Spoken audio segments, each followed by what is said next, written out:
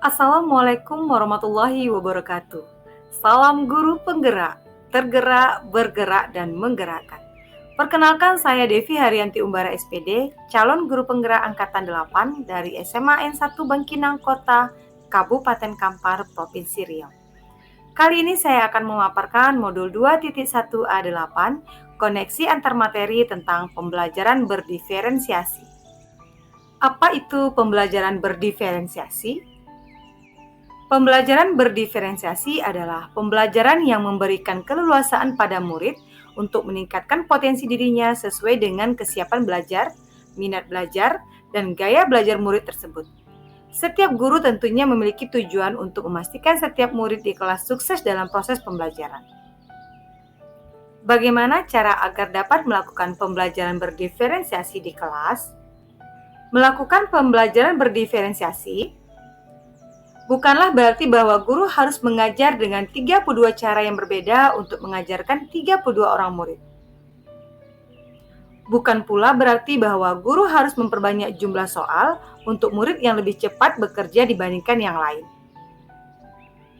Juga bukan berarti guru harus mengelompokkan yang pintar dengan yang pintar dan yang kurang dengan yang kurang. Bukan pula memberikan tugas yang berbeda untuk setiap murid.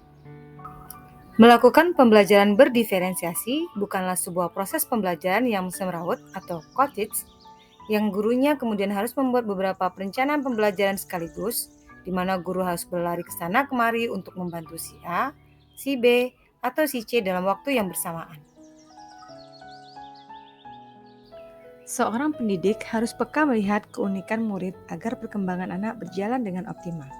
Di dalam standar proses dijelaskan tentang kriteria minimal proses pelaksanaan pembelajaran yang harus dilakukan guru, salah satunya terkait dengan rencana pelaksanaan pembelajaran.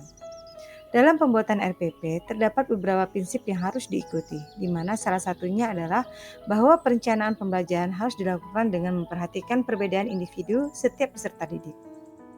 Dengan memahami kebutuhan murid yang berbeda, maka dalam merancang pembelajaran, guru dapat menetapkan tujuan pembelajaran yang didefinisikan secara jelas, manajemen kelas yang efektif, penilaian berkelanjutan, menciptakan lingkungan belajar yang mengundang murid untuk belajar, serta menanggapi dan merespon kebutuhan belajar murid. Hal lain yang perlu dilakukan guru sebelum membuat rancangan pembelajaran adalah mengidentifikasi kebutuhan belajar murid yang dapat dilakukan dengan cara berbicara dengan guru murid sebelumnya, menggunakan berbagai penilaian diagnostik,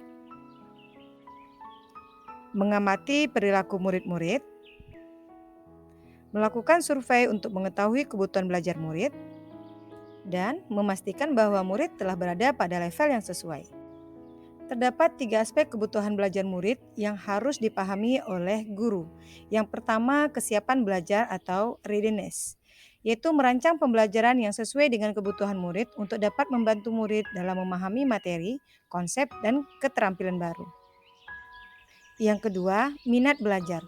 Merancang pembelajaran yang sesuai dengan minat murid dapat membantu menumbuhkan minat belajar murid, karena sejatinya minat murid merupakan motivasi terbesar bagi murid untuk dapat terlibat dalam proses pembelajaran. Dan yang ketiga, profil belajar murid. Merancang pembelajaran yang menunjang segala keunikan murid, karena sejatinya murid memiliki lingkungan, budaya, gaya belajar, dan kecerdasan majemuk. Setelah semua hal itu dilakukan, maka guru dapat merancang strategi pembelajaran berdiferensiasi. Terdapat 3 jenis pembelajaran berdiferensiasi. Yang pertama, diferensiasi konten, yaitu materi yang diajarkan kepada murid dapat memancing kesiapan belajar murid dari segi visual, auditori, dan kinestetik, atau bahkan kombinasi dari ketiganya.